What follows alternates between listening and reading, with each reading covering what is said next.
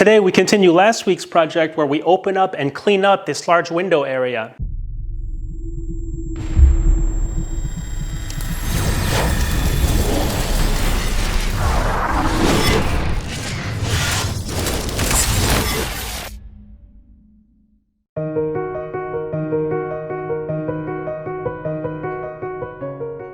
It's a beautiful day and the view is astonishing.